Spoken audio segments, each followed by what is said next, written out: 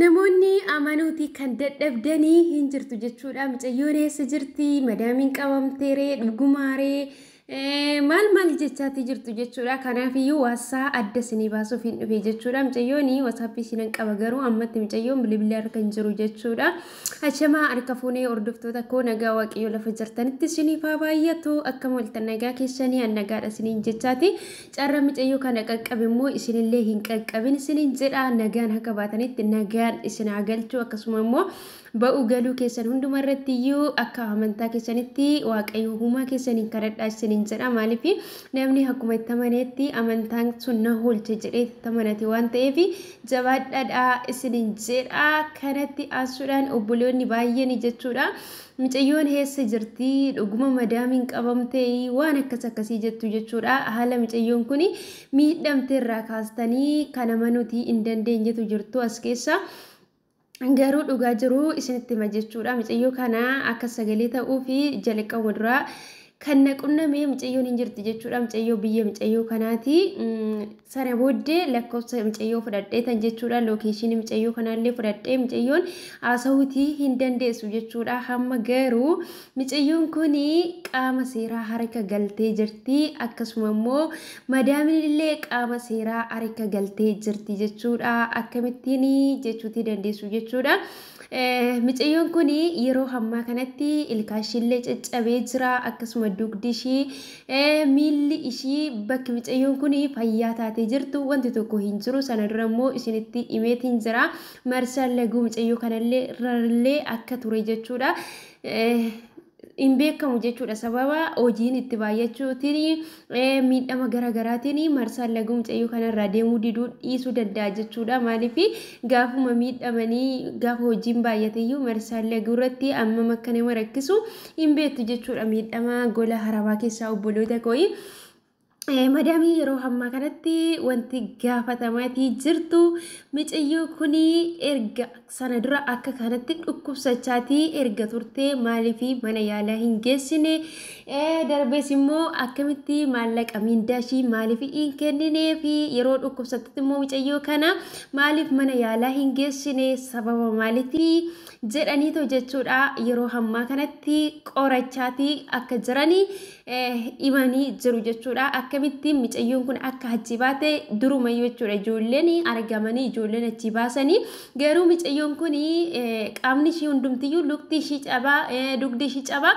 Mucayyoon kun dandeessee deemtee achi ba'uuti sababa hin dandeenyeef karaa seeraatiin qofa mucayyoon kun akka achi baatuu fi sagalee ta'aafii turan jechuudha. Ijoolleen baasuu danda'anii argamanii otuma jiranii sana booddee gara imbaasii Itoophiyaatti deemanii imbaasii Itoophiyaarraa gara imbaasii Joordaanii wal qunnamsiisanii mucayyoon kun kan ishiin deemtee karaa seera qabeessa miti jechuudha. Isumayyuu karaa seeraan halaatiin dallaaladhaan jechuudha kan ishiin deemtee haa ta'u malee yeroo hammaa kanatti gargaarsa ijoollee mana harabaa keessa jiran jechuudha. Mucayyoo kana firri yeroo hammaa kanatti wanti ishiidhaaf godhan hin jiru jechuudha. Garuu ijoolleen gola harabaa keessa biyya namaa keessa faffaca'anii jiranii mucayyoo kana sagalee ta'anii imbaasii Itoophiyaatii fi imbaasii Joordaan keessatti kan argamu jechuudha. Kan Itoophiyaa wal qunnamsiisanii karaa qaama seeraatiin mucayyoo kana lafa ishiin jirtu mucayyoon lookeeshinii ergachaa turte waan ta'eef karaa sanaan jechuudha kan isaan naqanii to'ii mucayyoo kana achi baasan jechuudha. Achi baasanii mana yaalaa geessanii madaamillee akkuma sanatti seeraan qabamtee mucayyoo kuni madaamidhaanii wanti jedhameen mucayyoo kana maaliif yaalchifne darbees immoo mucayyoon kun ofiidhaa kufteedha fi nama biraatu ishii kuffiseedhaayyuu ganaadha jechuudha kan qoratamtu madaaminillee akkasumallee mucayyoonillee jechuudha yeroo hammaa kanatti. Kanaafiyyuu jechuudha mucayyoon kun ofiidhaa kuftee akkasuma immoo namni ishii kuffisee qoratanii mucayyoon kunillee jechuudha hamma fayyummaa ishii nagummaa ishiitti deebituttillee madaaminii akka ishii yaalchisuuti dandeessu yeroo hammaa kanatti jechuudha madaamitti murteessanii jiru jechuudha karaa qaama seeratiin mucayyoo kana dura otoo ishiin dhukkubsattee deemuu dadhabdee amma ishiin kufaatirra geessutti maaliif calliftee ilaalta kanaaf iyyuu mucayyoo kana amma ishii fayyuututti yaalchisuuti qabda jedhanii kanarra ga'amee jira jechuudha egaa obboloota kooyi darbees immoo jechuudha wanta irra ga'ame akkaataa mindaashiitis ta'ee madaamillee bakka yoomillee akka qoratamtee xumura itti godhamee to'i qaama seeraa harkaa akka ishiin baatu akkamittiin akka ishiin ba'uu dandeessu maalirra akka ga'e biiroonii yookiis immoo embaasiin biyya Joordaan keessatti argamu yeroo hamma kanatti torbee tokkoo fi nu eegadha hamma sanatti nu obsaadha achirra geenye mucayyoon illee yeroo itti furee mucayyoon xiqqoo jechuudha tasgabbooftee gara sammuu ishiitti deebitee xiqqoo jechuudha dhukkubni ishiillee akka itti tasgabbaa'u yeroo ta'e madaamiin illee hanga sanitti qoratamtee wanta irra geenye isinitti himna jedhanii Imbaasii Itoophiyaatii fi kan Joordaan jechuudha walii galanii yeroo hamma kanatti ijoollota mucayyoo kana jechuudha karaa seeratiin hordofamtee akka achi baatu taasisanitti himamee jira jechuudha kan immoo foormeeshinii dhugaadha jechuudha maaliif mucayyoo durumaaniyyuu walla qunnamsiifte mucayyoo ishii dhukkubsattee akka kana taatee rakkina keessa jirtuun walla qunnamsiifte bilbila ishii naa kennite ishii gaafadhe jechuudha isaan jechuudha kanii bakka bu'ee mucayyoo eessuma ishii wajjin jechuudha mucayyoon kuni kan isaan achi karaa kanaanii mucayyoon kun furmaata argachuu akka dandeessu kan taasisan jechuudha bilbila illee mucayyoo kana harkan jiru jechuudha hammatti dubbisee mucayyoodhuma kanarraa wanta isaa jechuudha hadda baasuudha dubbisee tan ture haa ta'u malee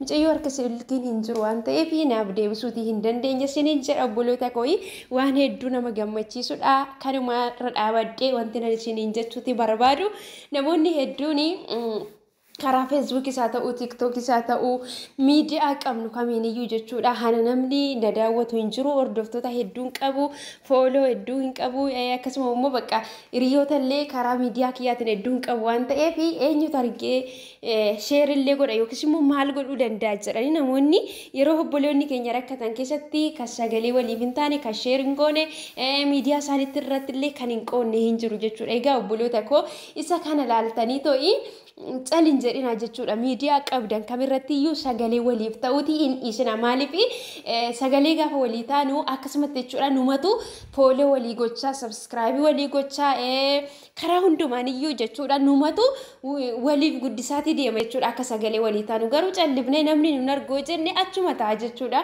kanaaf iyyuu jechuudha miidiyaa qabnu karaa kamiin iyyuu jechuudha sagalee waliif ta'uuti hamaleeffannu shiliin jira keessumattuu jechuudha obboloonni koo gola haadha hormaa gola hambaa keessa kan jirtanii biyyoota garaagaraa keessa facaatanii borutti wanti san irra ga'u hin beekan waan ta'eef harka keessan marattanii intaayinaadha erga waaqayyoo carraa kana nuuf kennee carraa miidiyaa fayyadamu kana arganne yeroo obboloonni keenya rakkatanii otoo nu jala jiran jechuudha intuffatin jechuudha miidiyaa xiqqoodhumayyuu haa taatu jechuudha miidiyaa qabnu irratti sagalee waliif haa taanu baanee waliif haa dubbannu sheerii waliif haa goonu karaa kanaan jechuudha yoo wali gargaarre waan guddaadha namni qarshii qofaan miti jechuudha kan wali gargaaru gaafa tokko rakkinni tokko illee nurra ga'e akkuma sanatti nuti yoo wali gargaarre malee eenyuyyuu quba nu qabu jechuudha fakkeenyaaf nuti obboloota keenya maatii keenya namoota itti dhiyaannu jechuudha kan nuti maqaadhaan kan nuti lakkaawwannu jechuudha garuu gaafa rakkootti kan nu gargaaruutii danda'u miidiyaa keenya fi obboloota miidiyaa irra jiranidha jechuudha kanaaf iyyuu yeroo hundumayyuu sagalee waliif ta'uu of tuffachuu dhiibnee bakka karaa furmaata intaa jenne tokkoon waliif sagalee haa taanuu isiniin jechuun dhaamsa kiyya jechuudha obboloota koo maaliif numatu jechuudha keessumaa shamarran biyya harabaa keessa kan jiraannu gola madaamii keessa kan jiraannu warra feemisoota gurguddaa ta'an kana kan miidiyaa isaanii guddiseef numadha waan ta'eef nutillee jechuudha sagalee waliif ta'uutii akka dandeenyutti miidiyaa qabnu hundumarratti wal jajjabeessinee sagalee waliif haa taanuuni asumaan jechuudha dhaabsa kiyyaadha jabaadha harka wal qabadha namoonni jechuudha maallaqa keessanillee kallattii garaagaraatiin jechuudha namoota kan nyaachiftanii abdii kutannaa keessa kan jirtanii koottatu jechuudha yaada keessan qooddadhaa too karaa miidiyaatiin jechuudha nama icciitiin keessan akka haalan baanetti gorsa argachuuti akka dandeessanitti akka sanitti waliif qoodadhaa maallaqa keessan illee firoota jettanii maal jettanii too of jalaa hin nyaachisinaadhaa dura ofii keessanii qabadhaa akkamittiin gara biyya keenyatti illee akka galluun beenu jechuudha namoonni nuufti mijatee nuuf ta'ee teenyiyyuu guyyaa tokko jechuudha akka carraa tikkeetti kutanii gara biyyaa nu galchuu danda'u gaafa sana wanti ittiin qibaatii bitannu wanti ittiin saamunaa bitannu argamuu dhiisuu danda'a jechuudha maatiin keenya illee akka kaleessa yeroo biraa baane sanatti nuun jaalata waan ta'eef of eeggannaa haa taasifnu of eeggannaani numaaf taasisaniin jedha obboloota koo yaanni ani qabadhee dhufe isuma kanadha dogoggorri yoo jiraate immoo na of kalchaa jechaati viidiyoo biraatiin hamma deebnee wal arginutti nagaannaa tura aaraa kan dhuftan immoo subscribe gootanii miidiyaa kanatti dabalamuun fedha keessan hoo ta'e itti dabalamaa isiniin jedha sababni isaayyuu miidiyaan kun kan qofa otoo hin taane kan walii keenyatti sagalee keenyadha isiniin jedha yaada qabdan immoo koomentii jala kaa'uutiin dagatinaa sheer laayik godhaatoo na jajjabeessaa isiniin jedha hedduu sin jaalladha galatooma.